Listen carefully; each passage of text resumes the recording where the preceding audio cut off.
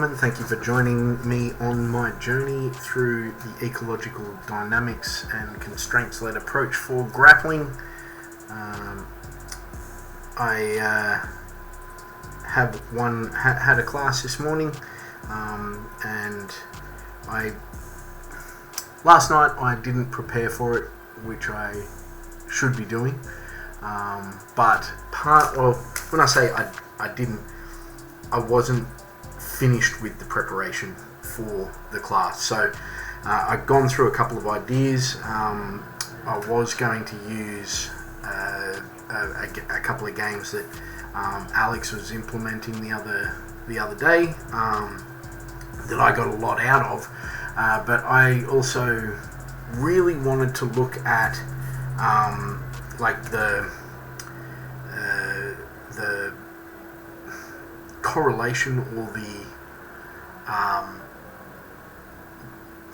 correlation, I suppose, between breaking someone's posture and also off balancing them using that breaking of the posture. So either you break it and they try and pull back with to which you provide a force multiplier by pushing, and then unbalancing that way, or alternatively, they're getting close, you push away, they push even further, and you use that to get them past you or something like that. So,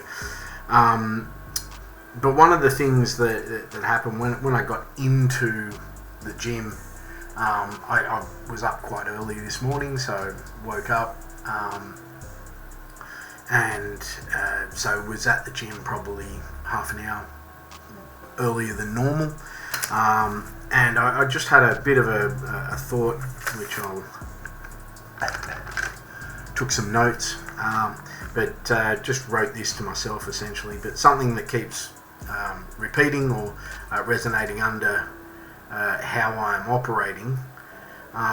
It's that I'm still trying to break free from the idea of teaching techniques through the ED CLA lens, right? So what I mean by that is like when I'm rolling, I'm no longer thinking I need to do this technique.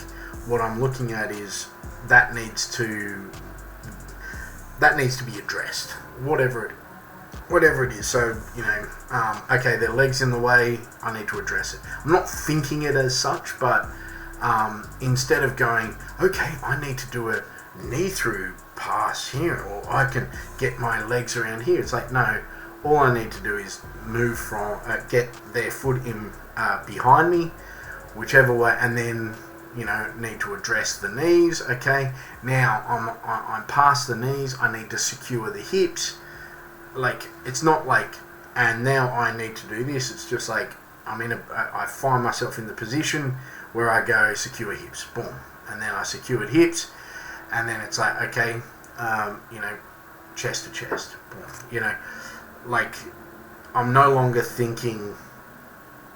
Again, I'm no longer thinking in like technique to technique to technique to technique, which is great. I really fucking love it.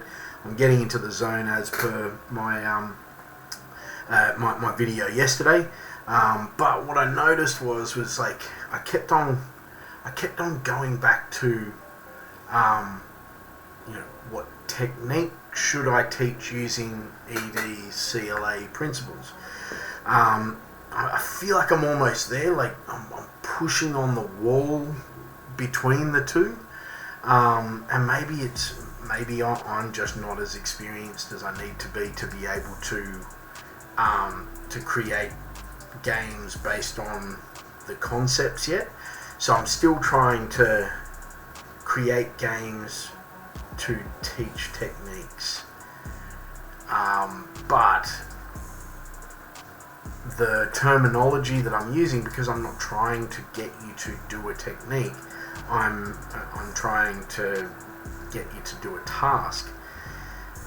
It's the concepts that end up coming out after the say the games.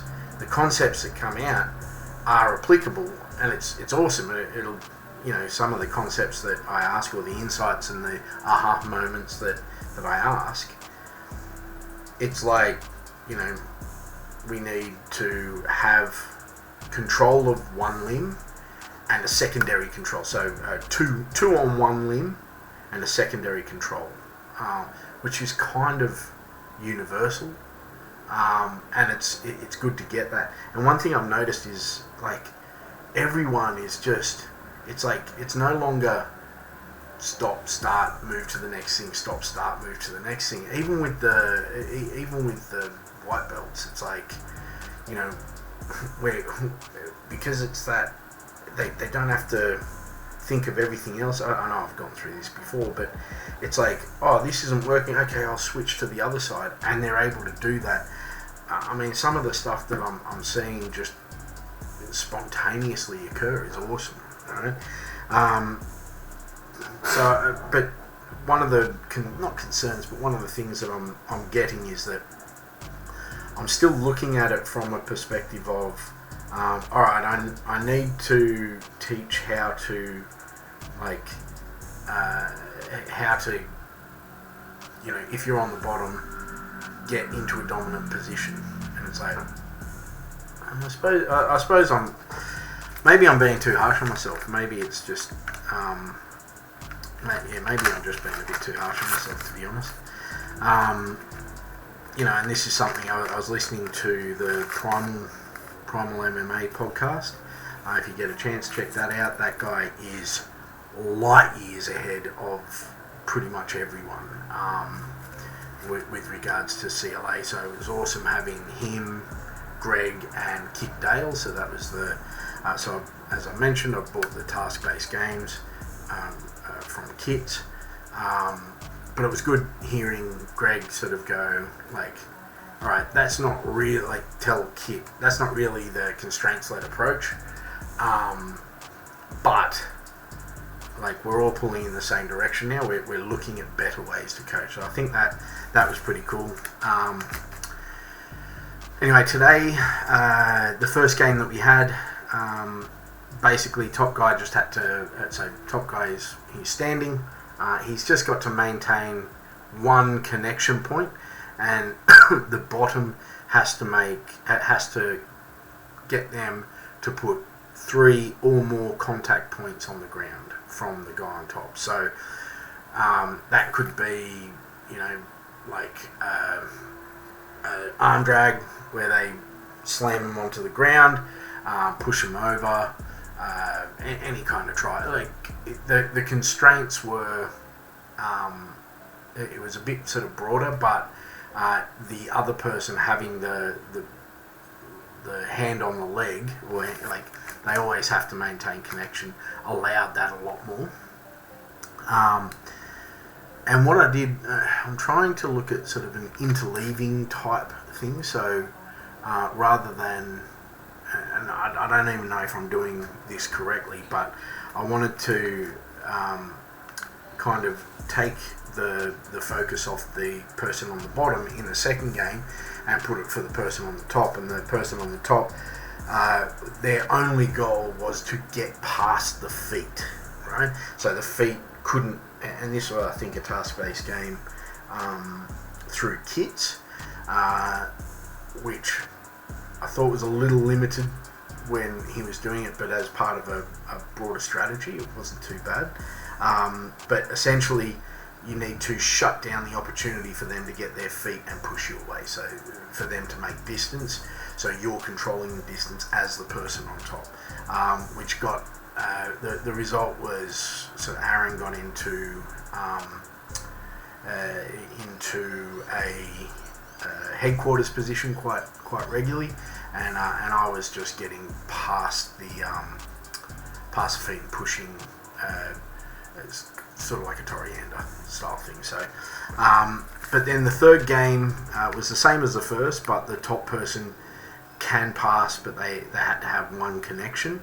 And by pass, it was defined as getting chest to chest. But the person on top was also, their goal was to get either chest to chest chest to back or standing above them. Right, so they start on the bottom, and it was so the person had to maintain contact with them, so he couldn't just, essentially the constraint was that the person had to be within distance that they could get a snap down, collar tie, that kind of arm drag, whatever. Now this one ended up being considerably closer to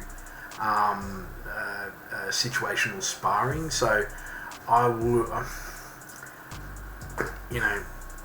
I think it was a bit closer to situational sparring than the first game. So that might be something that I have to look at. So look, we're going to go through this just quickly to learn from every aspect of the design and execution. What was I aiming to achieve? Well, I really wanted to, as I said, to get them looking at kazushi, off balancing, that sort of thing, with a collar tie, or be able to use their hooks to do something. So design of the session, looking back on it, so the design of the session, I think I did okay leading up to it.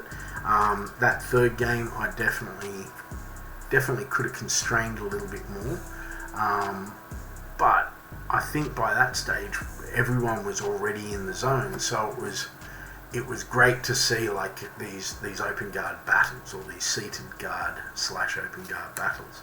It was really cool.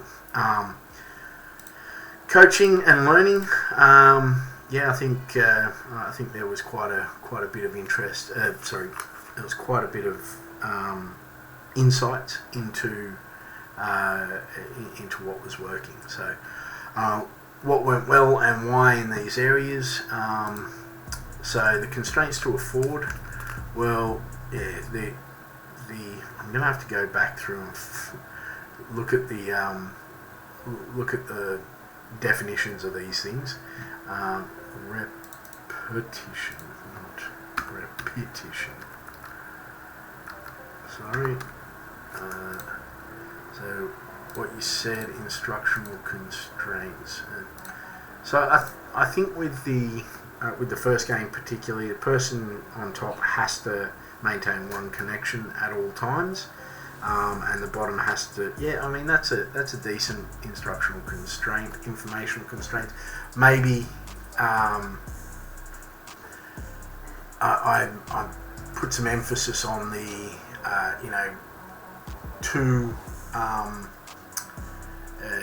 two limbs on one, and then a secondary. So primary is controlling one limb, or one of the four corners of the body, which would be and the other off balancing in some way. So if you've got both your legs around someone's leg, you can use the secondary. You can grab their arm to pull them down, because they can't then post out with their leg, and that's something that did actually pop up. So I'm going to have to go back through and the representative learning design. The whole thing was, it's definitely representative of open guard. The constraints to afford. So the constraint was that he had to have connection to my knee, or to me at some stage, which afforded me the opportunity to arm drag, clinch, or push him. If he let go of something, I could come up and lean back. So in hindsight, what can be improved? Yeah, look, I would say that third game probably needed a bit more constraints, but again, I think it definitely worked.